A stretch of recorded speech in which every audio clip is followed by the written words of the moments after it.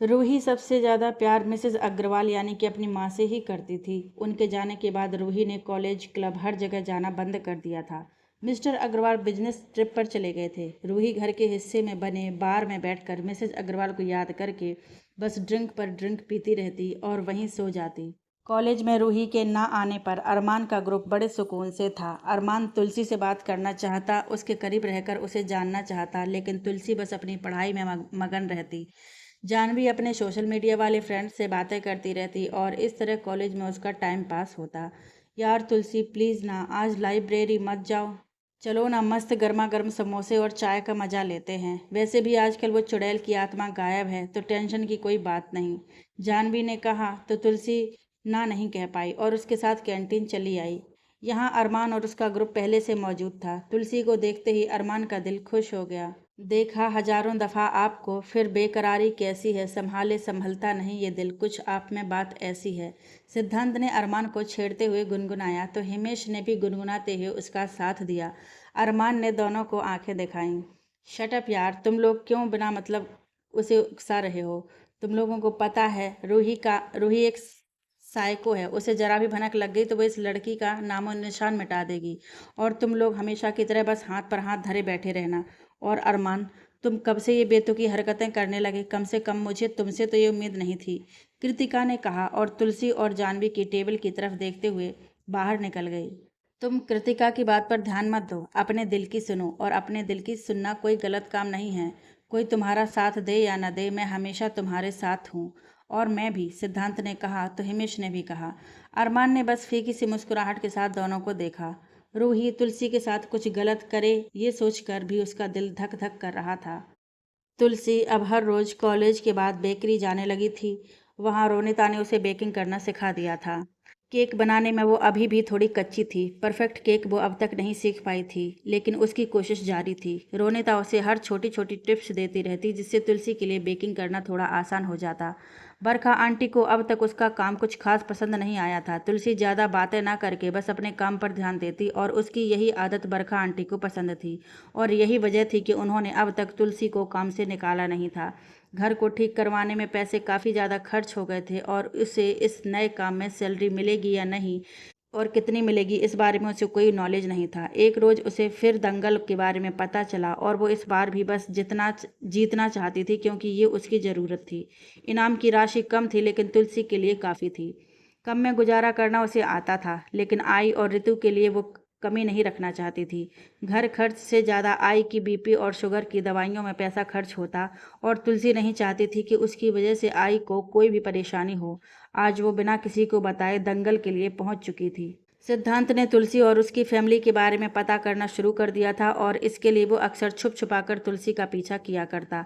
हालांकि अब तक उसे सिर्फ उतना ही पता चला जितना चिंटू ने उसे बताया था। आज तुलसी का पीछा करते हुए वो दंगल पहुंचा जहां तुलसी को फाइट करते देख वो हैरान था। इधर फाइट करते हुए तुलसी की नज़र जैसे ही उस पर पड़ी, कुछ सेकंड के लिए उसका ध्यान हटा। वैसे ही मौका पाकर उसके विरोधी पहलवान ने एक मुक्का उसके मुंह पर मारा। तुलसी उसके एक पंच से सुन्न हो चुकी थी। उसने पलकों को लगातार कई बार झपकाया। उसे सुन्न देखकर उस पहलवान ने उसे एक बार फिर मारना चाहा और ये देखते ही सिद्धांत ने मुंह पर हाथ रख लिया और इधर वो पहलवान उसे मारता इससे पहले ही तुलसी ने फुर्ती से एक्टिव होते हुए उस पहलवान को एक खास टेक्निक से पीठ के बल पटक कर चित्त कर दिया। तुलसी जीत चुकी थी। उसे मेडल के साथ इनामी राशि सौंपी गई। तुलसी ने एक तरफ आकर बैग से बॉटल निकाली और पानी पिया। सिद्धांत उसके सामने आ खड़ा हुआ। कॉन्ग्रेचुलेशन एंड सॉरी, मेरी वजह से शायद तुम डिस्ट्रैक्ट हो गई थी और ये चोट लग गई। सिद्धांत ने उसकी सूजी हुई आंख और नाक से निकलते खून की तरफ इशारा करके कहा और अपनी जेब से रुमाल निकालकर उसकी तरफ बढ़ा दिया। इन सब में ये छोटी मोटी चोटें मामूली और आम हैं। तुलसी ने उसका रुमाल लेकर बॉटल के पानी से उसे भिगोया और खून साफ किया। तुम्हें देखकर कोई कह नहीं सकता कि तुम ये इस सब में भी चैंपियन हो सकती हो, लेकिन तुम तो बेकरी में, सिद्धांत ने कहते हुए अपनी जीभ को दांतों से काटा। आप मेरा पीछा कर रहे हैं? तुलसी ने कहा तो सिद्धांत ने ना में गर्दन हिलाई। अब आप साफ झूठ कह रहे हैं। मैंने आपको उस जगह नोटिस किया जहाँ मैं जाती हूँ या इन दिनों में गई हूँ, तुलसी ने कहा। हाँ, वो मैं कुछ जानना चाहता था तुम्हारे बारे में, इसलिए आई एम सॉरी, लेकिन मेरा कोई गलत इरादा नहीं था, सिद्धांत ने कहा। जानती हूँ, इतना तो पहचान ही जाती हूँ लोगों को, तुलसी ने बैग टांगते हुए कहा। मुझे हक नहीं है, लेकिन क्या एक बड़े भाई की हैसियत से कुछ कह सकता हूँ? सिद्धांत ने कहा तो तुलसी ने उसकी तरफ देखा। चेहरे पर कोई भाव नहीं था। सिद्धांत ने कहा, तुम इतनी अच्छी फाइटर हो, तुम्हारे मूव्स देखे मैंने। मेरे ख्याल से हर लड़की को तुम्हारी तरह होना चाहिए, और मैं चाहता हूँ कि तुम मेरे नानू के एनजीओ में लड़कियों को ये सब सिखाओ। इसके लिए तुम्हें पे किया जाएगा। टाइम का कोई इशू नहीं होगा। तुम कॉलेज ख़त्म होने के बाद ये कर सकती हो। तुम शॉप के लिए लास्ट के लेक्चर मिस करती हो और इससे तुम्हारी पढ़ाई का नुकसान होता है। मेरे लिए ये फेवर क्यों? मैं बेकरी शॉप नहीं छोड़ सकती। उन्हें मेरी और मुझे उस जॉब की बहुत ज़रूरत है। जब कहीं जॉब नहीं मिल रही थी तब उन्होंने मुझे जॉब दी। मुझे वहाँ जाते हुए 15 दिन हो गए हैं, और मैं अब तक भी अच्छे से कुछ बना नहीं पाती हूँ। फिर उन्होंने मुझे फिर भी नहीं निकाला। मुझे पैसों की ज़रूरत है, लेकिन इस वजह से मैं आंटी और रोनिता को हर्ट नहीं कर सकती। आई एम सॉरी, मैं नहीं कर सकती, तुलसी ने कहा और आगे बढ़ गई। तुलसी, बात सुनो, मैं नहीं कह रहा कि कल से ही आ जाओ, और मैंने देखा है वहाँ तुम्हें सीखने और कुछ बनाने से ज़्यादा फूड डिलीवरी का काम दिया जाता है। उन्हें आज नहीं तो कल तुमसे कोई बेहतर मिलेगा और तुम्हें वहाँ से निकाल दिया जाएगा। तब ज़रूर सोचना इस बारे में। ये मुंबई शहर है, यहाँ कोई किसी के बारे में नहीं सोचता। सिद्धांत ने उसे रोकते हुए कहा। फिर आप क्यों अपना टाइम वेस्ट कर रहे हैं मुझ पर? तुलसी ने पूछा। इन्हें जानती हो क्या? सिद्धांत ने अपने वॉलेट से एक फ़ोटो निकाल कर उसे दिखाते हुए कहा। तुलसी ने पहले फ़ोटो को फिर सिद्धांत को देखा। उसकी आंखें नम हुई, लेकिन चेहरे और आंखों में गुस्सा साफ दिखाई पड़ रहा था। उसने सिद्धांत की तरफ देखने के बाद एक नज़र फिर उस फोटो को देखा और फिर आगे बढ़ गई। तो सिद्धांत ने उसकी बाँह पकड़ते हुए कहा, मैंने कुछ पूछा है, उसका जवाब दो। इन्हें जानती हो? ये वो इंसान है जिसने मुझसे और मेरी बहन से बचपन छीन लिया। ये वो इंसान है जिसने मेरी आई से उनकी खुशियाँ छीन ली। ये वो इंसान है जिसने हमें दर दर भटकने के लिए छोड़ दिया। ये वो इंसान है जिससे हम सब बहुत बहुत नफरत करते हैं, लेकिन ये तस्वीर आपके पास कहाँ से आई और आप इन्हें कैसे जानते हैं? सिद्धांत ने हाथ में पकड़ी हुई तस्वीर को नफरत भरी निगाहों से देखते हुए तुलसी ने पूछा, क्या यही तुम्हारे डैड हैं? और अगर हाँ, तो इतने सालों में तुम लोगों ने एक बार भी इन्हें ढूंढने की कोशिश क्यों नहीं की? या फिर तुम्हें पता है इनके बारे में? सिद्धांत ने पूछा। क्या जानते हैं आप इनके बारे में? तुलसी ने बिना जवाब दिए सवाल किया। मेरे साथ आओगी तो सब कुछ डिटेल में बताकर और दिखाऊंगा, सिद्धांत ने कहा। लेकिन तुलसी ने कोई जवाब नहीं दिया। ट्रस्ट कर सकती हो मुझ पर? फिर तुम तो फाइटिंग भी कर लेती हो, सिद्धांत ने कहा। आपका कोई रिलेशन है उनसे? आप कैसे जानते हो उन्हें? और ये तस्वीर भी बहुत पुरानी है। आई के पास भी यही तस्वीर है। आपके पास कहाँ से आई? तुलसी ने उसकी बात पर ध्यान न देकर सवाल किए। तुम्हें याद आती है क्या उनकी? सिद्धांत ने एक जगह देख कर बैठते हुए पूछा। नहीं, अब नहीं आती। 4 साल की थी तब बाबा और आई में किसी औरत को लेकर झगड़ा हुआ था और बाबा गुस्से में घर से चले गए। उसके बाद वो कभी लौटे ही नहीं।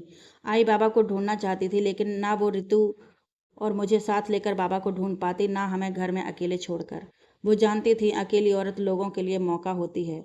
और फिर उन्हें समझ आ गया था कि अगर बाबा को लौटना होता तो वो लौट आते, लेकिन बाबा नहीं आए। तुलसी का गला भर आया, लेकिन उसने बोतल निकाली, पानी पिया और फिर बोली, हम जहाँ बाबा के साथ रहा करते थे वहाँ बातें बनने लगी थीं कि आई को ताने पड़ने लगे थे। लोग हमें बुरी नज़रों से देखा करते थे। वो लोग सहानुभूति दिखाते हुए घर में चले आते थे और कभी मुझे और कभी आई को छूने की कोशिश करते थे। तुलसी ने मुंह फेरकर अपने जबड़े भींच लिए। सिद्धांत ने उसके हाथ पर हाथ रखना चाहा, लेकिन तुलसी गलत न समझ ले, इसलिए वो चुपचाप बैठा रहा। तुलसी फिर बोली, आई ने आवाज़ उठाई तो लोगों ने उनके कैरेक्टर पर उंगली उठानी शुरू कर दी, और तब हमने वो घर और वो जगह ही छोड़ दी। और तब हमारी हेल्प चिंटू के आई बाबा ने की। उन्होंने हमें रहने के लिए एक कमरा दिया। आई ने लोगों के घर में काम करना शुरू किया, लेकिन वो ऋतु और मुझे कभी अकेला नहीं छोड़ती थी, इसलिए हमें भी साथ लेकर जाने लगी। मैं छोटी ज़रूर थी, लेकिन जो देख लेती वो कभी दिमाग से निकाल नहीं पाती थी, इसलिए आई प्रियू से ज़्यादा मेरा ख्याल रखती थी। थोड़े से बड़े होने पर मैंने और उसके बाद प्रियू ने भी आई के साथ उनका हाथ बटाना शुरू कर दिया। बाबा के जाने के बाद हमारे साथ जो भी हुआ उसकी ही वजह से मैंने ये फाइटिंग सीखी, ताकि कोई भी मेरी आई और मेरी ऋतु को मौका न समझे। तुम्हारे बाबा गलत नहीं थे तुलसी। मैं समझ सकता हूँ तुमने और तुम्हारी फैमिली ने बहुत सहा, लेकिन इसमें गलती तुम्हारे बाबा की नहीं है। उन्होंने कभी घर नहीं छोड़ा, कभी अपनी फैमिली को नहीं छोड़ा। जिस दिन वो घर से निकले उसी दिन उनका एक्सीडेंट हुआ और ऑन द स्पॉट उन्होंने दम तोड़ दिया। सिद्धांत के कहते ही तुलसी ने हैरानी से उन्हें देखा। उसकी आंखों से अब आंसू बहकर गालों पर आ चुके थे। उस दिन तुमने अपने बाबा को खोया और मैंने अपना सब कुछ, सिद्धांत ने कहा तो तुलसी ने आंसू साफ करते हुए उसे देखा। उसने कहना जारी रखा, शादी के 1 साल के अंदर ही डैड ने मॉम को डाइवोर्स दे दिया था। मॉम नानू के पास वापस आ गईं और तब उन्हें पता चला उनकी ज़िंदगी में मैं आने वाला हूँ और मॉम ने मुझे इस दुनिया में लाने का फ़ैसला किया। मॉम को संगीत का बहुत शौक़ था। मेरे कुछ बड़े हो जाने पर मॉम ने क्लास लेनी शुरू की। फिर एक बार एक रेस्टोरेंट में मॉम ने तुम्हारे बाबा को गाते हुए सुना था और मॉम ने तभी सोच लिया था कि उन्हें तुम्हारे बाबा से सीखना है। नानू ने वहीं पर उनसे बात की और वो मान भी गए। उसके बाद से अंकल हर रोज़ मॉम को सिखाने आया करते थे। अंकल का स्वीट जेस्चर देखकर मॉम उन्हें पसंद करने लगी थी। मॉम ने नानू से ये बात कही थी और नानू ने कमल अंकल से इस बारे में बात की। तब अंकल ने बताया था कि उनकी भी फैमिली है और वो अपनी फैमिली से बहुत प्यार करते हैं और मॉम उनके लिए सिर्फ एक स्टूडेंट हैं, इससे ज़्यादा कुछ नहीं। उसके बाद से उन्होंने घर आना बंद कर दिया था और उनके ना आने की वजह से मॉम बहुत परेशान रहने लगी थी। एक दिन वो तुम्हारे घर जा पहुंची और मॉम के वहां जाने से ही शायद तुम्हारी फैमिली में मिसअंडरस्टैंडिंग हो गई। तुम्हारी आई से झगड़ा होने के बाद तुम्हारे बाबा घर आए थे। उन्होंने मॉम को बहुत समझाया कि वो उनके पीछे अपनी लाइफ ख़राब ना करें। उन्होंने नानू से रिक्वेस्ट की मॉम को समझाने के लिए। तुम्हारे बाबा तुम सबको बहुत प्यार करते थे। वो उस दिन बहुत अपसेट थे। नानू ने उनसे कहा कि वो उन्हें ड्रॉप कर देंगे, लेकिन वो नहीं माने और अकेले ही घर से निकल गए। हम सबके सामने ही उनका एक्सीडेंट हो गया। अंकल ने वहीं दम तोड़ दिया और मॉम ने भी उसी वक्त रूम में जाकर सुसाइड कर लिया। मैं सिर्फ 5 साल का था उस वक्त। बाहर खून से लथपथ अंकल थे। नानू को दोनों ही बहुत प्यारे थे। अंकल ने नानू से तुम सबका ख्याल रखने को कहा था। अंकल तो नहीं रहे थे, लेकिन मॉम को बचाया जा सकता था, लेकिन देर हो चुकी थी और मॉम भी छोड़कर चली गई थी।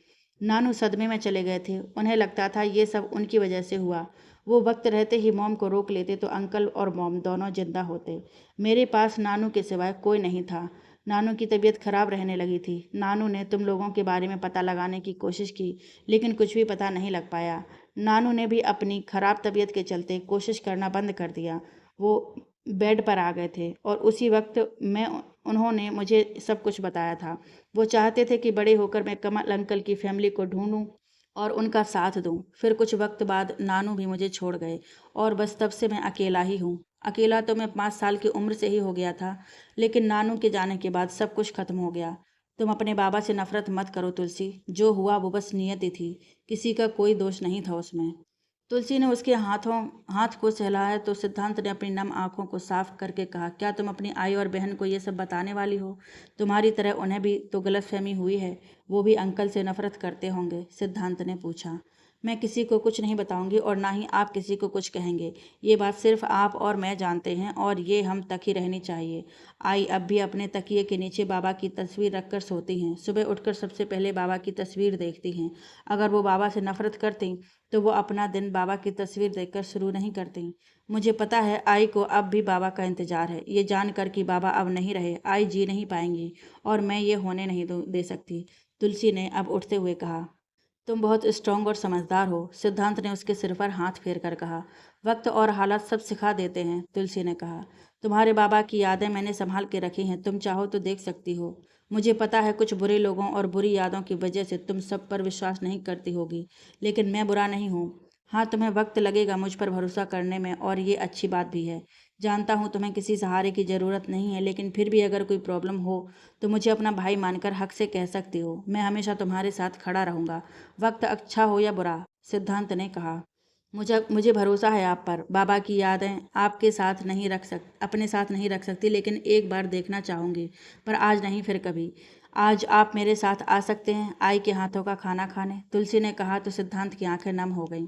तुमने फाइटिंग सीखी, आई अप्रिशिएट, लेकिन ये जो तुम दंगल के लंबे तड़ंगे पहलवानों से फाइट करती हो, इसमें रिस्क भी तो बहुत है। सिद्धांत ने तुलसी के साथ चलते हुए कहा। लेकिन मुझे तो रिस्क से ही इश्क है और फिर रिस्क है तभी तो लाइफ में मज़े हैं, तुलसी ने जवाब में कहा तो सिद्धांत फिर कुछ नहीं कह सका। उसने अपनी कार को अनलॉक कर डोर खोलते हुए कहा, बैठो। हम इससे जाने वाले हैं? तुलसी ने पूछा। कोई प्रॉब्लम है या तुम्हें अब भी मुझ पर ट्रस्ट नहीं है? सिद्धांत ने जवाब देकर सवाल किया। नहीं, ऐसी तो कोई बात नहीं है, लेकिन आपकी ये बड़ी सी गाड़ी मेरी छोटी सी चौल की सड़कों सकरी सी गलियों में निकल नहीं पाएगी, तुलसी ने कहा। तुम मुझे गाड़ी के लिए ताना मार रही हो? सिद्धांत ने पूछा। अगर आपको ऐसा लगता है तो हाँ, तुलसी ने कहा। सिद्धांत ने उसकी बात से बुरा लगा, लेकिन उसने जाहिर ना करते हुए उसकी तरफ देखा और कहा, मुझे कुछ काम याद आ गया है, तुम्हारे घर फिर कभी आऊँगा, सिद्धांत ने कहा और माथे पर चाबी रगड़ते हुए आगे बढ़ा तो तुलसी ने कहा, दादा। उसके मुंह से अपने लिए दादा शब्द सुनकर सिद्धांत ने पलट कर उसकी तरफ देखा तो तुलसी ने कहा, आपने कहा था ना आप मेरे बड़े भाई जैसे हो, तो क्या मैं आपको दादा कहकर बुला सकती हूँ? तुलसी ने जैसे ही पूछा, सिद्धांत की आंखें नम हो गईं। उसने खुशी के मारे आगे बढ़कर तुलसी को गले लगा लिया। उसकी नियत में कोई खोट नहीं थी, ये तुलसी को उसकी छुअन से समझ में आ गया था। तुलसी को उसके चेहरे पर खुशी साफ नजर आ रही थी। आई एम सॉरी, थोड़ा इमोशनल हो गया था। सालों बाद कोई रिश्ता मिला तो खुशी संभाल नहीं पाया, सिद्धांत ने उससे अलग होते हुए कहा। चलिए आपको एक छोटी बहन और आई से भी मिलवाती हूँ, तुलसी ने कहा और पैदल ही उसके साथ निकल पड़ी। अरमान अपने रूम में बैठा किसी काम में लगा था कि किसी ने डोर नॉक किया। उसने दरवाज़ा खोला तो सामने खड़े घर के ही एक नौकर ने उसके हाथ में लिफाफा थमाते हुए कहा, छोटे बाबा ये आपके लिए आया है, उसने कहा और चला गया। अरमान ने उस कोरे लिफाफे को अलट पलट कर देखा जिस पर कोई नाम पता नहीं लिखा था। अरमान ने उसे खोला ही था कि आशना वहां पर आ गई और अरमान ने उस लिफाफे को टेबल के ड्रॉर में रख दिया। तुलसी सिद्धांत को लेकर घर पहुंची तो आई और ऋतु दोनों ही हैरान थी, लेकिन तुलसी ने अपने बाबा वाली बात छोड़कर सारी बातें बताईं तो आई और बहुत इमोशनल हो गई और उन्होंने सिद्धांत को गले लगाते हुए कहा, आज के बाद कभी खुद को अकेले मत समझना, मैं हूँ, ऋतु और तुलसी है, हम तीनों तुम्हारे अपने हैं। आई ने अपने हाथों से उसे खाना खिलाया। सिद्धांत ने थाली में देखा, एकदम सादा सा खाना था, रोटी सब्जी और साथ में आम का अचार। सिद्धांत ने शायद इतना सादा खाना पहली बार खाया था। उसकी प्लेट में तो सब्जी भी 2-3 प्रकार की होती है और डेजर्ट तो वो कभी स्किप ही नहीं करता। उसने आज तक चाहे जितने अच्छे पकवान खाए हों, लेकिन इतने प्यार से किसी ने उसे नहीं खिलाया था जितने प्यार से आई उसे खिला रही थी। आई मुझे भी खिलाओ ना अपने हाथों से, ऋतु ने बच्चों सा मुंह बनाते हुए कहा। अपने हाथों से खाना खिलाया।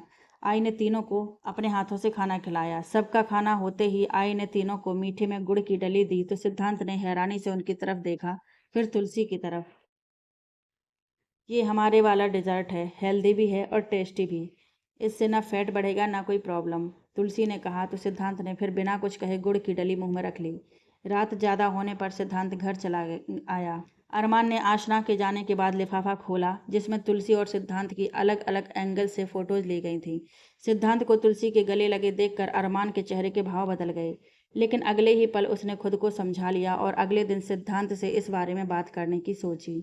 अगले दिन कृतिका, हिमेश और अरमान वक्त पर कॉलेज पहुंच गए थे। सिद्धांत को अब तक ना आया देखकर अरमान उसे कॉल करते हुए यहाँ वहाँ घूमने लगा कि तभी सामने से तेजी से आ रही लड़की से टकरा गया। वो लड़की गिरती या अरमान उसे संभालता उससे पहले ही किसी ने उसे तेजी से अपनी तरफ घुमाया और ये कोई और नहीं रूही थी जो गुस्से भरी निगाहों से उस लड़की को घूर रही थी।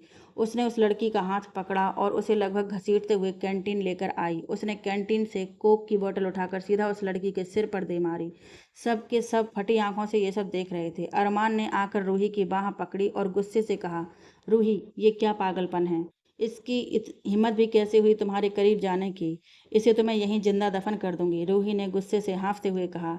अरमान ने गुस्से से उसकी तरफ देखा लेकिन कहा कुछ नहीं। उसने उस लड़की को उठाया तो रूही ने जलती निगाहों से उसे देखा और उस लड़की को अरमान से दूर करने लगी, लेकिन अरमान ने उसे एक जोरदार थप्पड़ दिया जिससे वो एक तरफ जा गिरी। अरमान उस लड़की को लेकर मेडिकल रूम आया। बात प्रिंसिपल तक पहुंची और प्रिंसिपल ने रूही और उस लड़की के पेरेंट्स को अर्जेंट बुलाया। मिस्टर अग्रवाल ने बिजी होने की बात कहकर एक बड़ी रकम प्रिंसिपल को ट्रांसफ़र कर दी जिससे मामला रफा दफा हो सके, और हुआ भी वही। लड़की को बालों की वजह से ज़्यादा चोट नहीं आई थी तो उन लोगों ने फ्यूचर के बारे में सोचकर अपनी बेटी का कॉलेज बदल दिया। उनके हिसाब से जो हुआ आज हुआ वो आगे भी हो सकता है। कॉलेज में गहमा गहमी देखकर रूही को एक हफ्ते के लिए रस्टिकेट कर दिया गया। अरमान, हिमेश और कृतिका कैंटीन में बैठे थे। मैं इसलिए कह रही थी कि तुम लोगों ने उस जूनियर से दूर रहो। आज ये लड़की थी, कल को वो जूनियर भी हो सकती है। उसके साथ अगर गलत होता है तो उसके जिम्मेवार सिर्फ तुम रहोगे अरमान, और कोई नहीं, कृतिका ने कहा। सिद्धांत कॉलेज आया तो सीधे कैंटीन अपने दोस्तों के पास चला आया। उसने कृतिका की बात सुनकर कहा, तुलसी की फिक्र तुम लोग मत करो, वो खुद ही काफ़ी है खुद के लिए। और कृतिका तुम क्या चाहती हो यार, तुम अपनी देखो ना, अरमान जो सही लगेगा वो करेगा वो। तुम कल मिस जूनी से मिले थे क्या, अरमान ने कहा तो हिमेश और कृतिका ने भी उसकी तरफ देखा। नहीं, क्यों क्यों मैं क्यों मिलूंगा उससे, सिद्धांत ने कहा तो अरमान गुस्से से वहां से उठकर चला गया। सिद्धांत उसके पीछे जाने लगा तो कृतिका ने कहा, जाने दो उसे, रूही की वजह से परेशान है वो, ऐसे में तुम खाली पीली बकवास करके उसके दिमाग का दही कर दोगे। और तुम मुझसे ज़्यादा बकवास करती हो। तुम क्यों उसके कदम खींचने की कोशिश कर रही हो? आखिर कब तक वो रूही नाम की साइको को झेलता फिरेगा? उसकी भी अपनी ज़िंदगी है यार। क्या वो अब किसी से प्यार भी नहीं कर सकता? किसी को पसंद भी नहीं कर सकता? हद होती है किसी भी बात की, सिद्धांत ने कहा। कृतिका कंधे उचकाते हुए वहां से निकल गई, जबकि सिद्धांत और हिमेश वहीं बैठे एक दूसरे को कुछ देर तक ताकते रहे। कॉलेज से एक हफ्ते के लिए रस्टिकेट किए जाने पर रूही गुस्से से घर चली गई। उसने घर में दाखिल होते ही सामने आती हर चीज़ फेंकना शुरू कर दिया। उसने कुछ ही सेकंड में कई एंटिक पीस तोड़ दिए थे। मिस्टर अग्रवाल लिविंग रूम में सोफे पर लैपटॉप चलाते हुए निगाहें उठाकर उसे ही देख रहे थे। रूही की निगाहें जैसे ही उन पर गईं, वो गुस्से से उनके सामने जाकर खड़ी हुई। उसने कुछ कहने के लिए मुंह खोला ही था कि मिस्टर अग्रवाल ने एक जोरदार थप्पड़ उसके गाल पर रसीद कर दिया। थप्पड़ इतनी जोर का था कि रूही पास पड़े सोफे पर जा गिरी। उसके होठों पर दांत लगने की वजह से हल्का सा खून बह गया था और बाल चेहरे पर बिखर गए थे।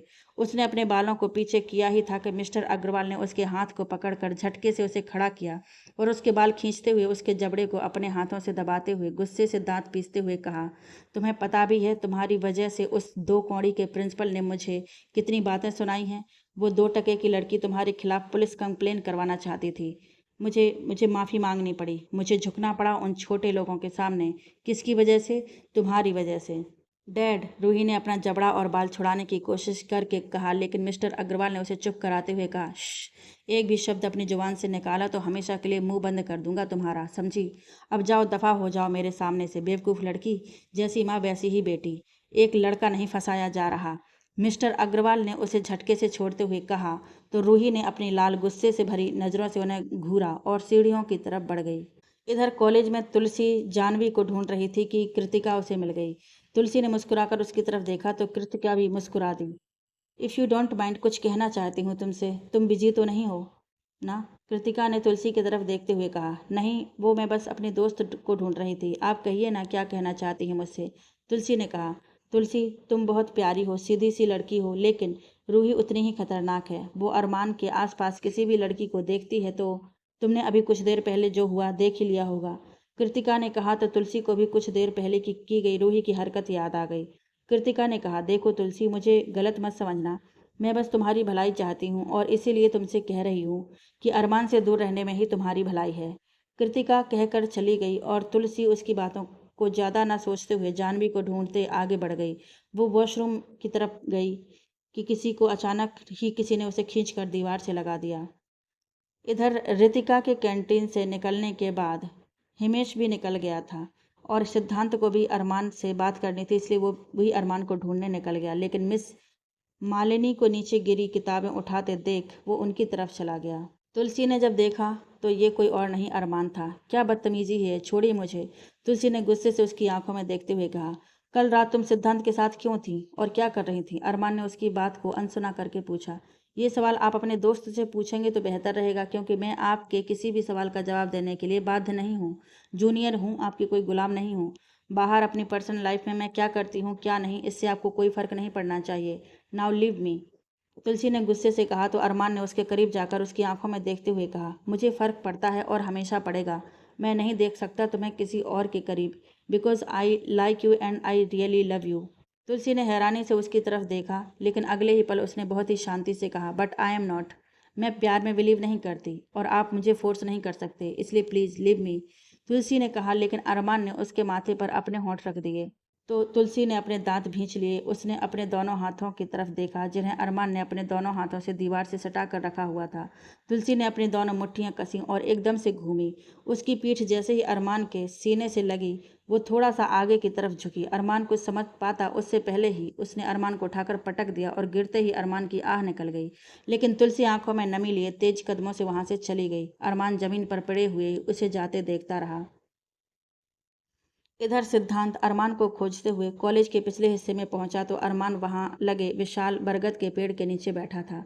सिद्धांत जाकर उसके बगल में बैठ गया। अरमान ने उसे एक नज़र देखा और उठकर जाने लगा तो सिद्धांत ने आवाज़ लगाई, मुझे पता है तुम रूही की उस हरकत की वजह से परेशान हो, लेकिन सिद्धांत अभी कह ही रहा था कि अरमान ने जेब से लिफाफा निकाला और तस्वीरें उसके मुंह पर फेंकते हुए कहा, तुमने तो कहा था तुम उससे नहीं मिले थे, फिर ये क्या है? सिद्धांत ने तस्वीरें देखी जिसमें उसने तुलसी को गले लगाया हुआ था और ये कल रात को हुआ था। उसने अरमान की तरफ देखकर कहा, अरमान, जैसा तुम सोच रहे हो। सिद्धांत उसके आगे कुछ कहने से पहले ही अरमान ने उसे एक जोरदार मुक्का जड़ते हुए कहा, मैंने कभी नहीं सोचा था कि मेरा सबसे करीबी और अच्छा दोस्त मुझे धोखा देगा, ये जानते हुए भी कि मैं उससे प्यार करने लगा हूँ। तुमने अरमान एक बार मेरी बात तो क्या सुनूं, और एक झूठ। अरमान ने उसकी बात काट कर उसकी कॉलर पकड़ते हुए कहा, फिर उसे धक्का देकर छोड़ते हुए कहने के लिए उंगली पॉइंट की, लेकिन कुछ कह नहीं पाया। उसकी आंखें भी भर आई थीं। वो एक बार फिर जाने के लिए पलट गया। अरमान, ये तस्वीर सच है, लेकिन जैसा तुम सोच रहे हो वैसा नहीं है यार। तुलसी कमल अंकल की बेटी है। सिद्धांत ने अरमान को जाते देख तेज आवाज में कहा तो अरमान के कदम थम गए। उसने पलटकर सिद्धांत की तरफ देखा तो उसने फिर कहा, तुलसी मेरे लिए छोटी बहन जैसी है। और पता है, उसने कल जब मुझे दादा बड़ा भाई कहा तो मैं इमोशनल हो गया था। इतने सालों से अकेले रहा, लेकिन कल मुझे भी एहसास हुआ कि मेरे पास भी एक फैमिली है। ट्रस्ट मी यार, मैंने तुम्हें कोई धोखा नहीं दिया है और कोई झूठ नहीं कहा। वहाँ कैंटीन में कुछ नहीं कहा, क्योंकि मैं ये बात अभी किसी से के सामने रिवील नहीं करना चाहता था। उसकी बात सुनकर अरमान को अपनी गलती का एहसास हुआ और उसने तुरंत ही सिद्धांत को गले लगाते हुए कहा, आई एम सॉरी यार। मुझे ये तस्वीरें कल रात ही रिसीव हुई थी, लेकिन मैंने तुझसे पूछना जरूरी समझा। कैंटीन में जब तुमने कहा कि तुम तुलसी से मिले ही नहीं तो मुझे बहुत गुस्सा आया, और गुस्से में मैंने कुछ ज़्यादा ही रिएक्ट कर दिया। तुम पर हाथ उठाया, उसके लिए भी सॉरी। मैं ऐसा करना नहीं चाहता था, लेकिन गुस्से में होने की वजह से हाथ उठ गया। कोई नहीं यार, दोस्त हैं हम, वो भी बचपन के, तो इतना तो चलता है। लेकिन एक बात समझ नहीं आई, ये तस्वीरें तुम्हें किसने भेजी? सिद्धांत ने तस्वीरें लिफाफे में डालते हुए कहा, ये काम सिर्फ रूही ही करवा सकती है, लेकिन उसे तो पता ही नहीं है कि मैं मिस जूनी को पसंद करता हूँ, तो वो मुझे ये तस्वीरें क्यों भेजेगी? अरमान ने कहा तो अरमान सिद्धांत भी सोच में पड़ गया। तुलसी अरमान को वहीं छोड़कर वॉशरूम चली आई थी, लेकिन अरमान का उसके करीब आना, उसे प्रपोज करना और अरमान का उसके माथे पर किस करना तुलसी अपने जहन से हटा नहीं पा रही थी। अपने आप को शांत करने के लिए उसने मुंह धोया तो सामने मिरर में अरमान का चेहरा दिखाई पड़ने लगा। उसने झट से आंखें बंद की तो बंद आंखों से भी उसे अरमान का माथे पर किस करना दिखाई देने लगा, और साथ ही माथे पर उसके होठों के स्पर्श महसूस होते ही उसने माथे को छूकर अपनी आंखें खोल लीं। हे तुलसी, यार तुम यहाँ हो, और मैंने तुम्हें पूरे कॉलेज में ढूंढ लिया। जानवी ने वॉशरूम में तुलसी को देखकर कहा, जो अब भी अरमान को ही सोच रही थी। तुलसी, तुम ठीक तो हो? जानवी ने तुलसी को खोए हुए देखकर हिलाते हुए कहा। हाँ हाँ हाँ, मैं ठीक हूँ, सॉरी वो मेरा ध्यान नहीं था। तुम कब आई? तुलसी ने खुद को सहज दिखाते हुए कहा। मैं बस अभी आई हूँ और बहुत देर से तुम्हें ही ढूंढ रही थी, और तुम्हें पता है, तुम्हें ढूंढते हुए मैं लाइब्रेरी चली गई थी और वहां से मुझे बाहर निकाल दिया गया, क्योंकि मैंने तेज आवाज में तुम्हें पुकारना शुरू कर दिया। जानवी ने मुंह बनाकर कहा तो तुलसी ने हंसते हुए कहा, तुम्हारा ना कुछ नहीं हो सकता। लाइब्रेरी में बातें करना भी अलाउड नहीं है, और तुमने मुझे आवाज लगाकर ढूंढोगी तो वो तुम्हें बाहर ही निकालेंगे ना। अरे तो मुझे क्या पता था, मैं तो आज फर्स्ट टाइम लाइब्रेरी गई थी, वो भी सिर्फ तुम्हें ढूंढते हुए, वरना मुझे कोई शौक नहीं है वहाँ किताबों के बीच जाने का। आई एम नॉट किताबी कीड़ा टाइप, जानवी ने कहा। दोनों बातें करते हुए क्लासरूम चली गईं। इधर अरमान ने सिद्धांत को उसके और तुलसी के बीच जो हुआ सब बताया तो सिद्धांत हंसते हुए वहीं घास पर लोट-पोट हो गया। इतना शानदार प्रपोजल और उस पर इतना जानदार जवाब मैंने पहली बार देखा। अरे नहीं, सुना है। क्या देखने लायक सीन रहा होगा जब तुलसी ने तुम्हें उठाकर पटका होगा, सिद्धांत ने कहा। उसकी हंसी अब भी जारी थी। अरमान कुछ देर तक खामोशी से उसे घूरते रहा, फिर बोला, वो मुझसे प्यार नहीं करती, लेकिन मैं ना उसे किसी के करीब देख सकता हूँ और ना ही किसी को उसके करीब जाने दूंगा। वो दिखाती नहीं है तो क्या हुआ, मैंने महसूस किया है, मेरे उसके करीब जाने भर से ही उसकी सांसों की गति बढ़ जाती है, तो दिल में भी थोड़ी हलचल तो होती ही होगी। अरमान, तुम्हारा प्यार अपनी जगह ठीक है, लेकिन प्लीज़ इसके लिए तुलसी को कभी हर्ट मत करना, जैसे रूही की वजह से तुम होते रहते हो। तुलसी ने अपनी लाइफ में बहुत कुछ झेला है, बहुत से सेक्रीफाइस किए हैं। उसके लिए सबसे इम्पोर्टेंट अगर कुछ है तो वो उसकी आई और छोटी बहन है। तुम्हें पॉकेट मनी बचपन से मिलती रही है, लेकिन उसने बहुत छोटी एज में काम करना शुरू कर दिया। उसकी लाइफ आसान नहीं रही है कभी भी, और अब जब तुम्हें उससे प्यार हुआ है तो तुम्हारी लाइफ भी कम मुश्किल में नहीं रहने वाली। मैं तुमसे बस यही कहूँगा कि हर्ट मत करना उसे कभी भी, वरना उसे मैं इतना तो जान ही गया हूँ कि वो तुम्हारा ये खूबसूरत सा चेहरा बिगाड़ने में 2 सेकंड भी नहीं लगाएगी। सिद्धांत ने कहा तो अरमान ने कहा, तुम मेरे दोस्त कम उसके भाई ज़्यादा साउंड कर रहे हो। ऐसा कुछ भी नहीं है, मेरे लिए तुम दोनों ही इम्पोर्टेंट हो, सिद्धांत ने खड़े होकर कहा। जानता हूँ, अरमान ने कहा, और दोनों वहाँ से चल पड़े। तुलसी कॉलेज से बाहर ऑटो देख रही थी कि अरमान और सिद्धांत वहाँ चले आए। तुलसी, चलो आओ गाड़ी में बैठो, मैं ड्रॉप कर दूंगा। बेकरी ही जा रही हो ना, सिद्धांत ने तुलसी के पास जाकर कहा। लेकिन दादा, मैं मैनेज कर लूंगी, आप क्यों परेशान हो रहे हैं? तुलसी ने सिद्धांत की तरफ देखकर कहा। लेकिन अरमान को पूरी तरह अनदेखा कर दिया। दादा के होते हुए मैनेज क्यों करना है? कहीं ऐसा तो नहीं कि मुझे टालने के लिए ऊपर ऊपर ही दादा कह दिया हो? सिद्धांत ने कहा। टालना होता तो मुंह पर ही कह देती, आपको घर लेकर नहीं जाती, आई और ऋतु से कभी नहीं मिलवाती। तुलसी ने थोड़ी नाराजगी दिखाते हुए कहा। तो फिर अब जब दादा कहा है तो दादा की बातें भी माननी पड़ेंगी, और मेरे होते हुए तुम्हें मैनेज करना पड़े तो फिर मेरा होना बेकार है कि नहीं? सिद्धांत ने तुलसी का गाल हल्के से पुल करते हुए कहा तो वो मुस्कुरा दी। अरमान की नज़रें उस पर ही जमी हुई थीं और उसकी एकटक घूरती निगाहें तुलसी को असहज कर रही थीं। तुलसी को असहज होते देख अरमान ने सिद्धांत को बाद में मिलने का इशारा किया और वहां से चले गया। उसके जाते ही तुलसी ने राहत की सांस ली, जो सिद्धांत देख चुका था। उसने तुलसी के लिए गाड़ी का डोर ओपन किया तो तुलसी उसमें बैठ गई। सिद्धांत भी ड्राइविंग सीट पर आ बैठा। कुछ ही देर में दोनों बेकरी के सामने थे। और हाँ, घर अकेले मत जाना, मुझे कॉल कर लेना। और हाँ, मैं ना बिल्कुल नहीं सुनूंगा। और एक चीज़, सिद्धांत ने डैशबोर्ड पर रखा फ़ोन का बॉक्स उठाया और तुलसी को देते हुए कहा, ये फ़ोन तुम्हारे लिए। दादा, तुलसी ने कुछ कहना चाहा। तुलसी, तुम्हारे बहुत सालों बाद तुम्हारे और तुम्हारी फैमिली के रूप में अपनापन और प्यार महसूस हुआ है। जब भी हिमेश और उसकी बहन या फिर अरमान और अक्षय भाई को देखता तो मेरा भी बहुत मन करता था कि मेरा भी कोई अपना छोटा या बड़ा भाई बहन होते, तो मैं भी उनके लिए ऐसा करता वैसा करता। सिद्धांत की आंखें नम हो गईं और गला भर आया तो उसने मुंह दूसरी तरफ घुमा लिया।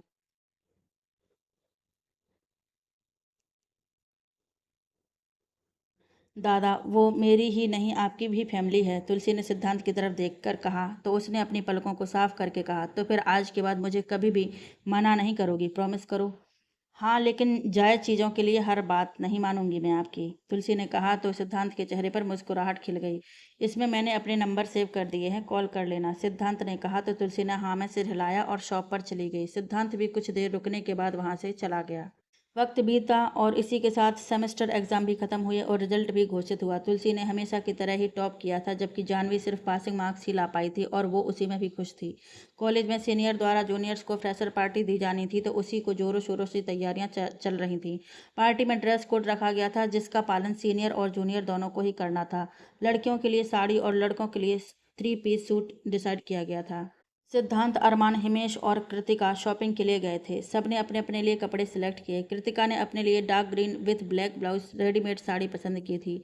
वो ट्रायल रूम में गई। तब तक मैं अरमान की नज़र वहाँ पर डमी पर पहनी हुई साड़ी पर गई और उसने उस साड़ी को तुरंत ही पैक करवाकर सिद्धांत को थमाते हुए कहा, मिस जूनी से कहना पार्टी में यही पहन कर आए, लेकिन याद रहे मेरा नाम नहीं आना चाहिए।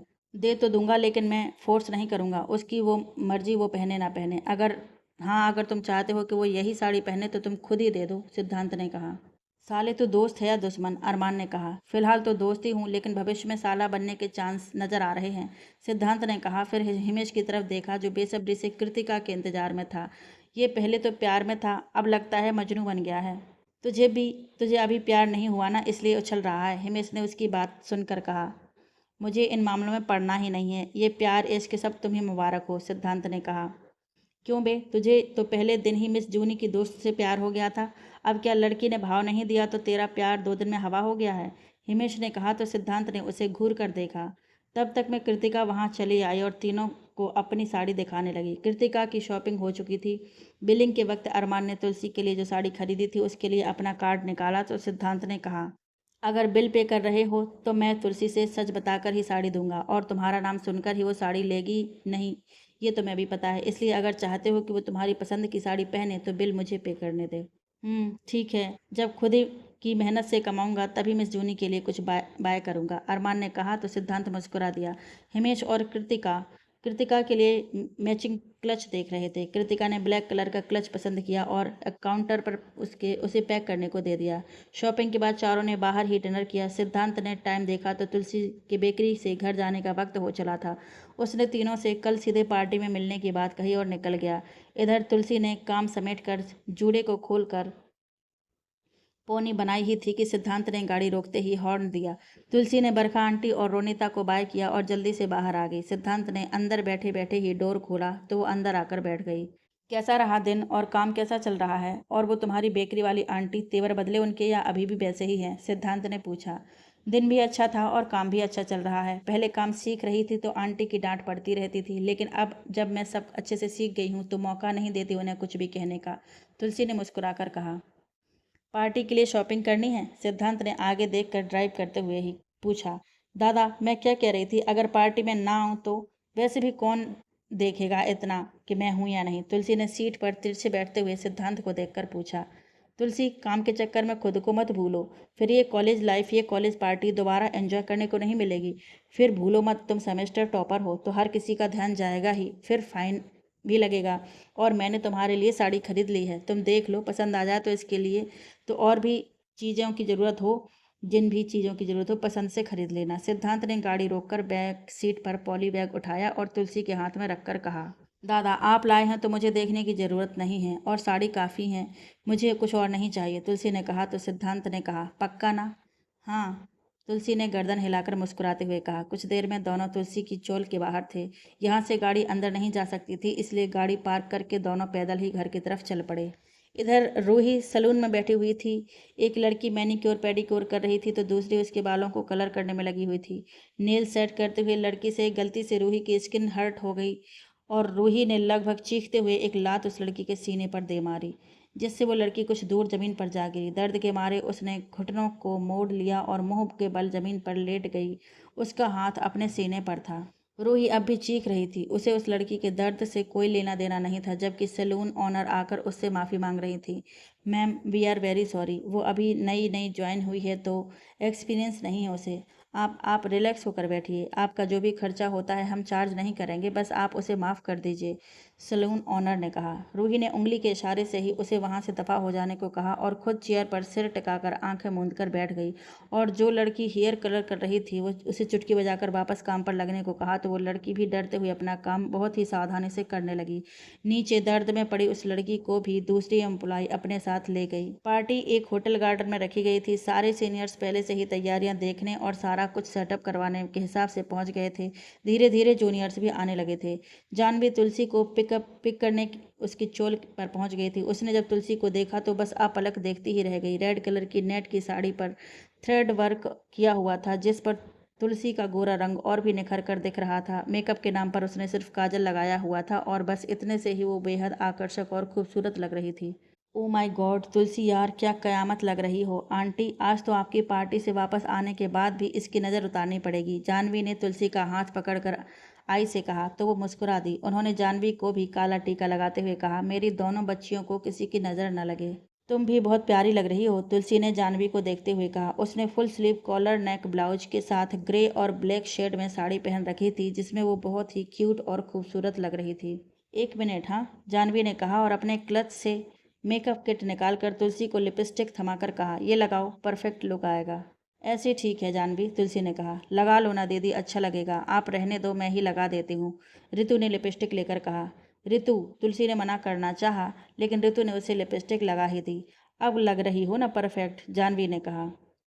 अब चलो, नहीं तो लेट हो जाएंगे, तुलसी ने कहा तो जानवी ने हाँ में सिर हिलाया। आई ने तुलसी को लेट होने पर सिद्धांत के साथ आने को कहा। अब दोनों चलकर गाड़ी तक आ गईं। यार तुलसी, आई और रितु के सामने नहीं कहा, लेकिन you are looking so hot, आज तो तुमने बिजलियां गिरा देनी है सब पर, जानवी ने कहा तो तुलसी ने अजीब सा मुंह बनाकर कहा, ऐसे बोलोगी तो मैं पार्टी में नहीं जाऊंगी, वैसे भी मुझे साड़ी में काफ़ी अजीब लग रहा है। मजाक कर रही हूँ यार, तुम बहुत प्यारी लग रही हो और ये रंग बहुत सूट कर रहा है तुम पर, जानवी ने कहा। ड्राइवर ने आधे घंटे में दोनों को होटल छोड़ दिया। जानवी और तुलसी पार्किंग से निकलकर जैसे ही अंदर की तरफ आईं, फ़ोन पर बात कर रहे अरमान की नज़र तुलसी पर पड़ी और उसके हाथ से फ़ोन फिसल कर नीचे गिर गया। गनीमत थी कि वहाँ काफ़ी ज़्यादा घास थी जिससे फ़ोन टूटा नहीं, लेकिन अरमान को किसी बात से कोई फिक्र ही नहीं थी। वो बस खोया हुआ सा एक टक तुलसी को देख रहा था।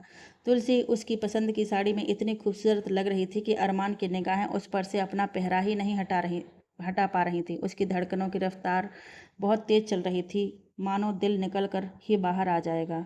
Excuse me sir. सर, अरमान का फ़ोन बजते सुन वहाँ से गुजर रहे एक वेटर ने उसे पुकारते हुए कहा तो अरमान एकदम से हड़बड़ाते हुए बोला, हाँ हाँ, क्या हुआ? सर, आपका फ़ोन। उस वेटर ने फ़ोन अरमान की तरफ बढ़ाकर कहा। ओह थैंक यू, अरमान ने कहा तो वेटर वहाँ से चला गया।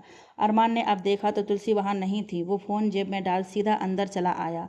सारे सीनियर्स और जूनियर्स पार्टी में आ चुके थे और पार्टी शुरू भी हो चुकी थी। रूही एक तरफ बैठकर किसी को लगातार फ़ोन कर रही थी, लेकिन सामने से कोई फ़ोन पिक नहीं हो रहा था। रूही ने अब गुस्से में फ़ोन फेंकना चाहा कि तभी उसका फ़ोन रिंग हुआ। डैड कॉलिंग देखकर उसने एक पल को तो उसका मन किया कि कॉल कट कर दे, लेकिन अगले ही पल कुछ सोचकर उसने कॉल रिसीव करके कहा, यस डैड। तुम्हें याद है ना तुम पार्टी में किस मकसद से गई हो? कहीं ऐसा ना हो कि खुद ही पीकर होश गंवा बैठो।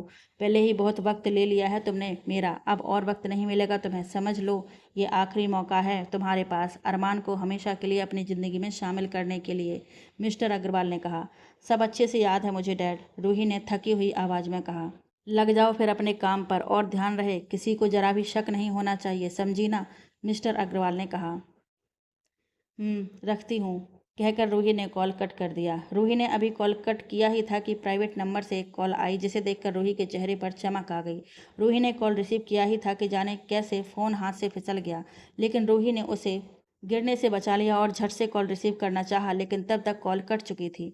रूही ने फिर कॉल लगाया, लेकिन इस बार फ़ोन लगा ही नहीं, तो उसने गुस्से से फ़ोन फेंकना चाहा, लेकिन फिर पर्स से सिगरेट निकाल कर होठों के बीच फंसाया और बाहर गार्डन के बाहर आ गई। उसे ना पार्टी से लेना देना था और ना ही पार्टी में आए लोगों से। अंदर हॉल में सब पार्टी एंजॉय कर रहे थे। तुलसी को ये शोर कुछ खास पसंद नहीं आ रहा था, तो वो बाहर निकलने लगी कि तभी सामने से आते वेटर से टकराई और उसके ट्रे से जूस छलक कर तुलसी की साड़ी भिगा गया। आई एम सॉरी मैम, वो बस जल्दी के चक्कर में देख नहीं पाया। और नहीं, माफ़ी मांगने की कोई ज़रूरत नहीं है, इंसान हैं हम सब और गलतियां इंसानों से ही होती हैं। आप ज़रा मुझे वॉशरूम किधर है वो बता दीजिए। तुलसी ने उस वेटर की बात काट कर कहा तो वो मुस्कुरा गया। उसने तुलसी को वॉशरूम का रास्ता बताया तो तुलसी उधर ही निकल गई। तुलसी को बाहर की तरफ निकलता देख अरमान उसके पीछे ही बाहर निकला। इतने महीने बीत गए थे, लेकिन उसके प्रपोजल के बाद से तुलसी ने उससे बात करना तो दूर, अगर वो उसके सामने गलती से भी आ जाता तो वो अपना रास्ता बदल देती। अरमान उससे माफ़ी मांगना चाहता था, लेकिन मांगता कैसे? तुलसी ने उसे कभी मौका ही नहीं दिया था। आज उसने सोच रखा था कि चाहे जो कुछ हो जाए वो तुलसी से बात करके ही रहेगा, और तुलसी को अकेले जाते देखकर ही वो मौका देख उसके पीछे निकल गया। अरमान बाहर आया, उसने दाएं बाएं नज़र घुमाई, तभी उसे अपने कंधे पर सुई सी चुभन महसूस हुई। उसने अपने कंधे को हाथ से दबाया और पलटने के लिए वो दाएं घूमा ही था कि बाईं तरफ से रितिका की आवाज़ उसके कानों में पड़ी और वो उसकी तरफ घूम गया। अरमान, यार तुम यहाँ क्या कर रहे हो? सारे स्टूडेंट्स तुम्हें गाना गाते हुए सुनना चाहते हैं, चलो आओ मेरे साथ, रितिका ने उसकी बाह पकड़कर कहा। लेकिन अरमान का ध्यान कहीं और था। उसे तुलसी से बात करनी थी, लेकिन वो कहीं नज़र नहीं आ रही थी। ऊपर से अब उसे अजीब सा महसूस हो रहा था। माथे पर पसीना उभर आया था। अचानक ही उसे बहुत ज़्यादा गर्मी लगने लगी थी। उसने अपनी टाई ढीली करते हुए खोल दी, जो अब भी गले में लटक रही थी। शर्ट के ऊपर के 3 बटन भी उसने खोल दिए, जिसकी वजह से वो काफ़ी आकर्षक लग रहा था। कृतिका ने उसके माथे पर उभरे पसीने को देखते हुए उसके गले की तरफ हाथ बढ़ाकर पूछा, अरमान तबीयत तो ठीक है ना तुम्हारी? इतना पसीना क्यों आ रहा है तुम्हें, जबकि यहाँ इतनी ठंडी हवाएं चल रही हैं? मुझे कुछ ठीक नहीं लग रहा है, तुम हिमेश या सिद्धांत को कॉल लगा दो। अरमान ने अपने दोनों हाथों को जेब में डाल लिया और कृतिका से कुछ दूरी बनाकर खड़ा हो गया। ओके, 1 मिनट दो बस। कृतिका ने दूसरी तरफ घूमकर हिमेश को कॉल लगाया। फ़ोन नहीं उठा। कृतिका कहते हुए पलटी, लेकिन अरमान वहाँ से गायब था। वो साड़ी संभालते हुए एक तरफ को दौड़ी, लेकिन अरमान उसे कहीं नहीं दिखा। नज़र नहीं आया तो तब अब दूसरी तरफ दौड़ी, लेकिन कोई फ़ायदा नहीं। वो अंदर चली आई। यहाँ स्टूडेंट की इतनी भीड़ थी कि उसे समझ नहीं आ रहा था कि अरमान को कहाँ ढूंढें। जूस की वजह से पहले ही तुलसी की साड़ी भीग गई थी और साफ़ करने की वजह से वो और भी ज़्यादा भीग गई। तुलसी उसे सुखाने के लिए वॉशरूम से निकलकर गार्डन में आ गई। बस तभी अरमान की निगाहें उस पर पड़ीं और वो बिना कृतिका को बताए उसके पीछे निकल गया। अरमान तुलसी के पास आया तो उसकी निगाहें तुलसी की गर्दन से सरकते हुए उसकी खुली गोरी कमर पर चली गईं। तुलसी की पीठ उसकी तरफ थी। वो साड़ी की प्लेट्स झटक रही थी, जिसकी वजह से उसके बाल भी आगे की तरफ थे। अभी कुछ वक्त ही बीता कि तुलसी को अपने पेट पर हथेली महसूस हुई और गर्दन पर किसी की तेज चलती सांसें। ये कोई और नहीं अरमान ही था, लेकिन तुलसी पहचान नहीं पाई। किसी को अपने इतना करीब पाकर तुलसी का दिल जोर से धड़क उठा। उसने जैसे तैसे थूक निगला ही था कि अरमान ने उसकी गर्दन पर किस किया। उसके दांतों की चुभन से तुलसी अंदर तक सिहर उठी थी, लेकिन अरमान अब रुकने का नाम नहीं ले रहा था। उसके होंठ तुलसी की पीठ की तरफ बढ़ गए थे। तुलसी ने अपनी मुट्ठी भींची और अपने पेट पर हरकतें कर रहे अरमान के हाथ को पकड़ा और तेजी से घूमकर उसकी पीठ की तरफ हाथ मोड़ दिया। अरमान को देखकर तुलसी हैरान थी, जबकि उसकी आंखें नम हो गई थीं। गुस्से से उसकी आंखें और चेहरा दोनों लाल पड़ चुके थे। उसने एक झटके से अरमान को धक्का देते हुए कहा, आपसे इतनी घटिया हरकत की उम्मीद नहीं थी मैंने। लेकिन तुलसी कुछ कहते उससे पहले ही अरमान एक बार फिर उसके काफ़ी करीब आ गया। तुलसी को वो अजीब सा लगा। उसकी आंखें इस वक्त काफ़ी लाल थीं, जिनमें तुलसी को कुछ और ही नज़र आ रहा था। तुलसी उसकी आंखों में देखकर उसका चेहरा पढ़ने की कोशिश कर रही थी, जबकि अरमान को उसके लिपस्टिक से रंगे लाल होंठ अपनी तरफ आकर्षित कर रहे थे। उसने अपनी उंगलियों से तुलसी के होठों को छूना चाहा, लेकिन तुलसी उसे जोर का धक्का देकर खुद भी एकदम से पीछे हट गई। उसने तुरंत ही सिद्धांत को कॉल लगाया, लेकिन अंदर तेज आवाज में चल रहे डीजे की वजह से सिद्धांत को कुछ सुनाई नहीं दिया। तुलसी ने उसे मैसेज सेंड किया। इधर अंदर सिद्धांत हिमेश को देख रहा था, जो पीकर आधी बेहोशी की हालत में था। सिद्धांत को ना तो कृतिका कहीं नजर आ रही थी, ना ही अरमान। यार, जब नहीं संभाली जाती तो इतनी पीना क्यों होती है? सिद्धांत ने हिमेश की तरफ देखते हुए कहा, जबकि हिमेश उसे देखकर सिर्फ ताली पीटते हुए हंसे जा रहा था। तभी सिद्धांत को अपना फ़ोन वाइब्रेट होता लगा। उसने जेब से फ़ोन निकाला तो तुलसी कॉलिंग फ्लैश हो रहा था। उसने कॉल रिसीव की, लेकिन कुछ भी सुनाई नहीं दिया। तभी कॉल कट हुआ और तुलसी का मैसेज उभरा, दादा, अपने दोस्त को मेरे सामने से ले जाइए, वरना आज ये सिंगल पीस में घर नहीं जा पाएंगे। सिद्धांत का दिमाग फिर गया। एक तो हिमेश की ये हालत, उस पर अरमान ने पता नहीं क्या कांड कर दिया जो तुलसी को ऐसा मैसेज करना पड़ गया। सिद्धांत ने एक जूनियर को पकड़कर उसे हिमेश के पास रुकने के लिए कहा और तुलसी को फ़ोन मिलाते हुए बाहर निकल गया। इधर तुलसी को अरमान की हरकतों और उसकी निगाहों से इतना तो समझ आ गया था कि वो अपने होश में नहीं है, लेकिन फिर भी अरमान की हरकतों से वो परेशान हो चुकी थी। उसने अरमान के गले में टाई देखी और उसके दोनों हाथों को पिलर से बांध दिया। सिद्धांत की कॉल देखकर तुलसी ने कॉल रिसीव की, उसे गार्डन में आने के लिए कहा। सिद्धांत ने जल्दी से गार्डन में आया। उसने अरमान को बंधे हुए देखा तो फिर उससे कुछ दूर खड़ी तुलसी के पास आया। क्या हुआ? इसने कुछ गलत करने की कोशिश की होगी। मैं तो खुद इसका मुंह तोड़ दूंगा, सिद्धांत ने पूछते हुए कहा। दादा, पहले इनकी हालत देखिए, तुलसी ने अरमान की तरफ देखते हुए सिद्धांत से कहा। तो सिद्धांत ने अरमान की तरफ देखा। वो पसीने से तरबतर हो चुका था और उसकी आंखों में मदहोशी सी छाई हुई थी। सिद्धांत ने कुछ सोचकर अरमान को पिलर से आज़ाद किया और उसके हाथ फिर बांधते हुए तुलसी से कहा, तुम मेरे साथ आ रही हो? मैं आई से बात कर लूँगा। तुलसी ने बस हाँ में सिर हिला दिया और सिद्धांत ने पीछे पीछे चल दी। सिद्धांत ने अरमान को बैक सीट पर बैठाया और तुलसी को अपने साथ फ्रंट सीट पर बैठाया। गाड़ी स्टार्ट करते ही उसने अपने जान पहचान वाले डॉक्टर को कॉल लगाया और घर घर पहुंचने के लिए कहा। तुलसी ने सिद्धांत को इतना परेशान और गुस्से में कभी नहीं देखा था। वो चुप ही बैठी रही, जबकि सिद्धांत ने तुलसी के गले पर दांतों के निशान को देख लिया था और एक हाथ से कार ड्राइव कर रहा था और एक हाथ की मुट्ठी बनाकर अपने ही माथे पर मार रहा था। कुछ ही देर में वो एक बड़े से घर के सामने पहुंचे। वॉचमैन ने बड़ा सा गेट खोला और सिद्धांत ने गाड़ी को घर के अंदर ले लिया।